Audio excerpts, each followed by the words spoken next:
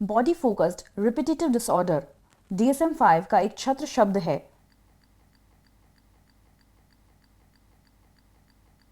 उन विकारों के लिए जहां व्यक्ति अनिवार्य रूप से अपनी शारीरिक उपस्थिति को नुकसान पहुंचाते हैं। वास्तव में आवेग नियंत्रण विकारों के रूप में वर्गीकृत किया जाता है, लेकिन अब यह जुनूनी बाध्यकारी विकारों के परिवार में है। जाने माने में से एक है ट्राइकोटिलोमेनिया, जो बालों को खींचने वाला विकार है और त्वचा को भरने वाला विकार है। जुनूनी बाध्यकारी विकार आमतौर पर मनोवैज्ञानिक जुनून से परिभाषित होते हैं, जो विचार, आग्रह और छवियां हैं जो अवांछित और आवर्तक हैं। जुनूनी बाध्यकारी विकार में व्यवहारिक मजबूरियां हैं जो जवाब के रूप में जुनूनी रूपी हैं।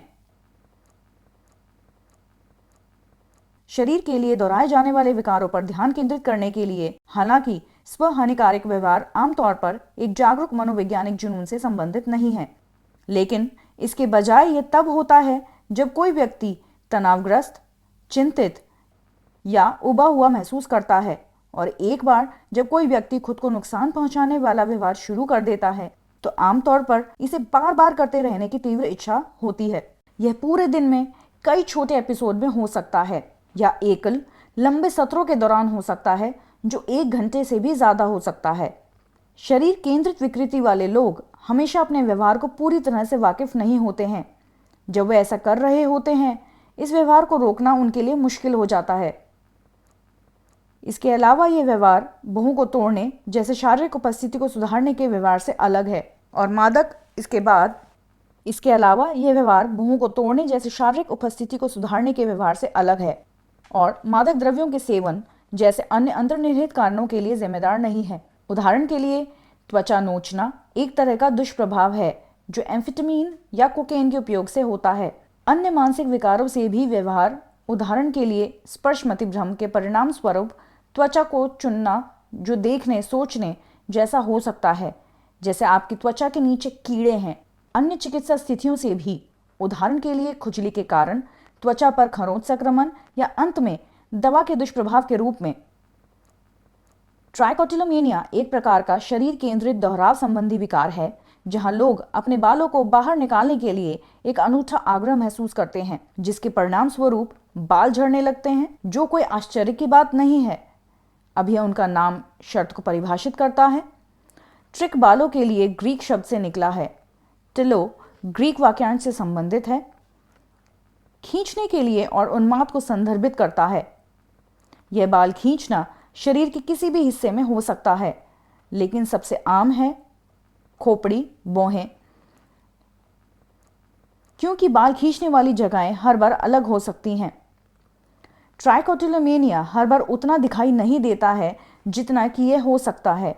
यह कहने के बाद, बालों को खींचने के लिए सबसे आम जगह खोपड़ी है, विशेष रूप से सिर के मुकुट के आसपास के बाल, जिसके परिणाम स्वरूप बालों को झड़ने का एक बहुत ही विशिष्ट पैटर्न हो सकता है, जिसे ट्राइकोफेजिया व डर्मेटोफेजिया कहते हैं। ट्राइकोटिलोमेनिया वाले लोग आमतौर पर अपने व्यवहार से शर्मिंदा महसूस करते हैं और अक्सर इसे रोकने या छुपाने के लिए बार बार प्रयास करते हैं।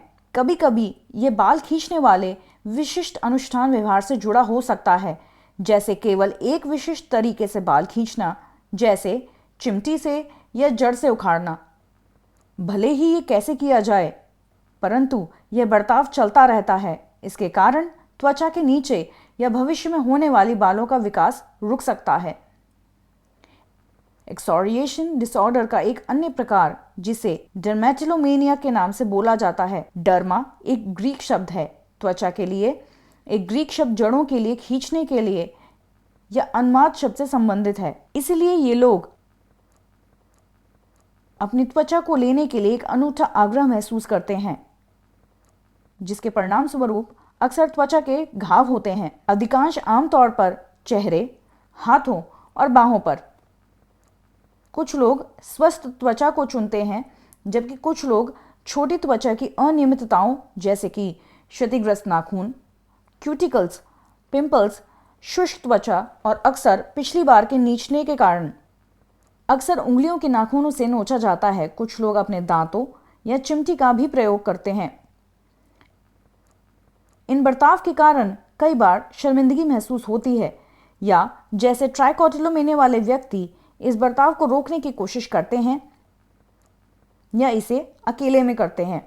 दुर्भाग्य से लंबे वक्त से हो रही इस क्षति के कारण निशान या संक्रमण हो सकता है।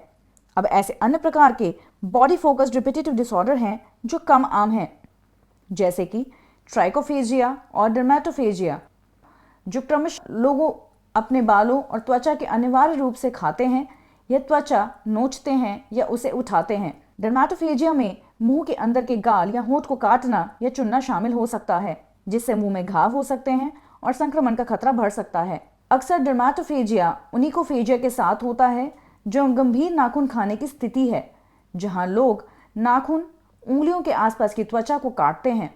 साथ ही ओनिकोटिलोमेनिया नाखून पिकिंग की प्रक्रिया, जिससे रक्तस्राव का निशान हो सकते हैं। इन सभी विकारों के बीच साझा की जाने वाली सामान्य विशेषताएं ये हैं कि लक्षण सामाजिक कार्य में महत्वपूर्ण संकट या हानि का कारण बनता है, और यह है कि लोग अक्सर व्यवहार को रोकने के लिए कई असफल प्रयास करते हैं। आमतौर पर यह व्यवहार युवा के आसपास शुरू होते हैं और इन स्थितियों से जुड़े हो सकते हैं,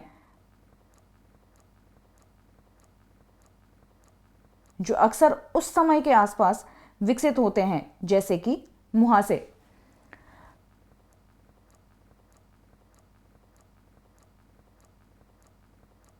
बॉडी फोकस्ड रिपीटेटिव डिसऑर्डर पुरानी स्थितियां हैं, हालांकि लोग कभी कभी महीनों या वर्षों तक फिर से हो सकते हैं।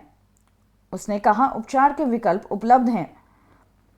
उदाहरण के लिए ट्राइसाइक्लिक एंटीडिप्रेसेंट्स व सिलेक्टिव सेरोटोनिन रीअपटेक इनहिबिटर जैसी दवाएं इन व्यवहारों को कम करने में उपयोगी हैं, और ये दवाएं तब सफल होती हैं जब वे किसी प्रकार की चिकित्सा में शामिल हो जाते हैं, जैसे कि आदत बदलने वाली चिकित्सा या संज्ञानात्मक व्यवहारिक चिकित्सा।